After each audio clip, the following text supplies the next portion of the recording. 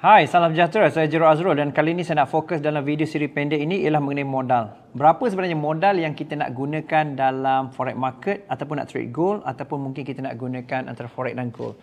Dan modal ni sebenarnya adalah satu perkara yang penting sebab ada yang tanya saya, ada juga yang tertanya modal kecil ke modal besar? Maksud modal kecil lah risiko rendah, modal besar risiko tinggi. Ada yang katakan modal besar guna lot kecil risiko rendah. Ada yang kata lah okey je kalau kita fokus pada skill, kita akan dapat kemudiannya leveragekan kepada iaitu bila kita account besar, kita akan dapat income yang besar. So mana satu modal yang sesuai. Okey, kalau saya nak tanya anda kan, mungkin anda akan perasan itu biasanya orang kata berapa minimum nak start, betul? So ini satu benda yang kena clear. Bila you letak minimum, maksudnya you mencari satu risk tolerance untuk you, tapi pada sama juga you juga mencari risiko. Dan bila letak minimum, dia akan cari seminimum mungkin. Ini sampai $10 bang, $5, main account sen dan mungkin leverage yang paling tinggi. So saya rasa ini satu benda untuk skill okey untuk peringkat awal, tetapi untuk you fokus kepada jangka masa panjang dan juga grow, saya rasa itu benda yang satu kesilapan yang besar. So pemilihan modal sangat penting.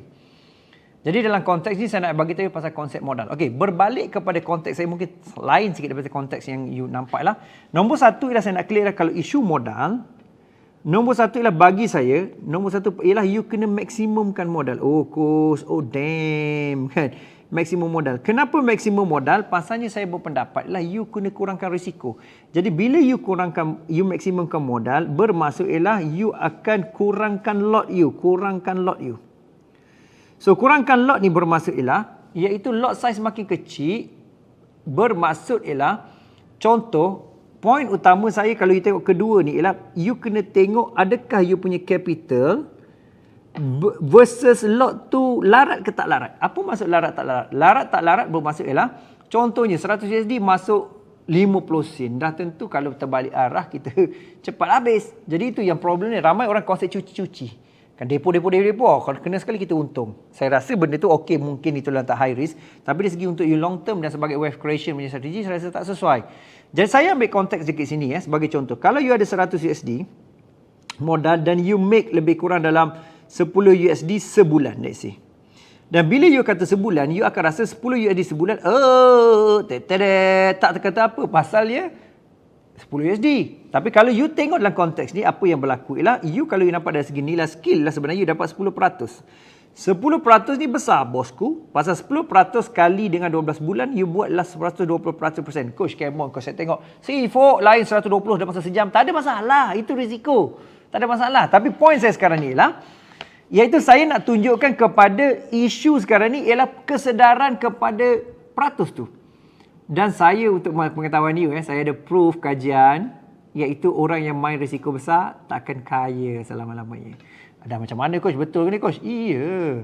Pasal apa? Pasal research. Pasal statistik dah cakap. Kalau tidak dah ramai lah beli jet, beli singa dekat Dubai tu. Dah kalau power sangat kan. 1 juta jadi 50 million satu hari. Kan trader bank takkanlah bongok sangat. Okey, mungkin agak cynical coach. Kenapa kau ni coach? Tak ada. Point saya lah takut kau jadi macam tu. Alright, so sekarang kita pergi kepada sini, kita pergi pada konteks ni. Satu ialah 100 USD dapat 10 USD, kita rasa penat, tapi sebenarnya kita dapat 10%. Tapi kalau kita tengok kalau modal kita let's say 100,000 USD. Coach, macam nak dapat? Nak dapat lain cerita. Saya akan cerita kemudian. Okey, 100,000 USD kali 10%. Ni biasanya orang kata, bullshit ni, macam mana ni?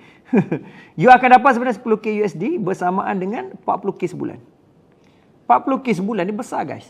Faham tak? Memanglah coach gila coach, aku dapat 5k 10k pun dah happy. Itulah cerita dia, sebabnya the power of modal. Isu saya ialah modal lah saya rasa. You perlu masa, you perlukan skill dan you perlukan modal. Modal kecil, sebab tu satu sudut lah untuk long term you kan ada konsep yang saya tekankan, asset allocation.